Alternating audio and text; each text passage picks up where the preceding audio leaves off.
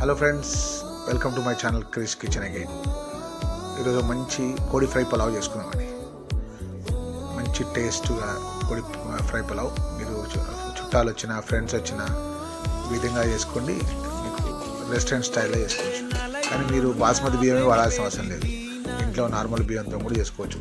సడన్గా ఎవరైనా వస్తే బాస్మతి బియ్యం లేకుంటే నార్మల్ బియ్యంతో చేసుకోండి. ఉల్లిపాయలు దూరగా వేయించుకొని అందులో కొంచెం అల్లం వెల్లిగడ్డ పేస్ట్, పచ్చిమిరపకాయలు, మసాలా దినుసులు, బే లీవ్స్, దాల్చిన చెక్క, హనీ సీడ్స్, లవంగా, ఇలాచి అన్నీ వేసుకొని చికెన్ కూడా వేసుకో. 1/2 కిలో చికెన్ వేసుకొని మిగతా మసాలాలు, ధనియా పొడి, జీలకర్ర పొడి, లైట్గా కారం పొడి, బిర్యానీ మసాలా వేసుకొని బాగా కలుపుకున్నాక అందులో కొంచెం పెరుగు వేసుకొని దాన్ని బాగా కలుపుకొని కొంచెం ఉడికిన తర్వాత నీళ్లు పోసుకోండి. బియ్యాన్ని బట్టి నీళ్ళు పోసుకోండి. బియ్యం 4 గ్లాసులు అయితే 6.5 గ్లాసులు నీళ్ళు పోసుకొని చికెన్ ఉడికాక ఆ చికెన్ని బయటికి తీసేయండి. చికెన్ వాటర్ బయటికి తీసేసి ఆ వాటర్లో రైస్ వేసేయండి. రైస్ వేసేసి మీరు ఇప్పుడు పలావ్ను ఉడికించుకోవాలి.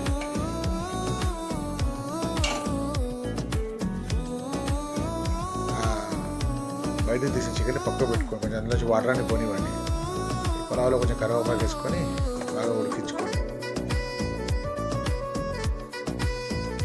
కొంచెం ఉడికాక దానిలో కొంచెం గరం మసాలా, కొంచెం నెయ్యి వేసి దాన్ని దమ్ పెట్టేసి పక్క పెట్టుకోండి. ఆ తర్వాత ఫ్రై ప్యాన్ పెట్టి దాంట్లో కొంచెం నూనె పోసుకొని కొంచెం అల్లం వెల్లిగడ్డ పేస్ట్ వేసుకొని ఇందాక మీరు ఇది ఉడికించి పెట్టుకున్న చికెన్ని ఇందులో ఫ్రై చేసుకోండి. కొంచెం వాటర్ పోయేంత వరకు ఫ్రై చేసుకొని తర్వాత కారపొడి, జీలకర్ర పొడి, ధనియా పొడి, కసూరి మేతి, కొంచెం సాల్ట్, అలాగే ఇందాక వేసారి సాల్ట్ కనుక చూసేసుకోండి. సాల్ట్ వేసి బాగా ఫ్రై అయ్యేంత వరకు ఫ్రై చేసుకోండి. ఆ తర్వాత కొంచెం నిమ్మకాయ పిండుకోండి. కొంచెం నీళ్ళని పోయాక కొంచెం గరం మసాలా పైన గార్నిషింగ్ వేసుకోండి. ఉంటే కొత్తిమీర, పుదీనా కూడా వేసుకోవచ్చు. ఈరోజు నా దగ్గర లేదు. తర్వాత మీ కోడి ఫ్రై పలావ్ రెడీ. ఈ విధంగా సర్వ్ చేసుకోండి. Thank you very much.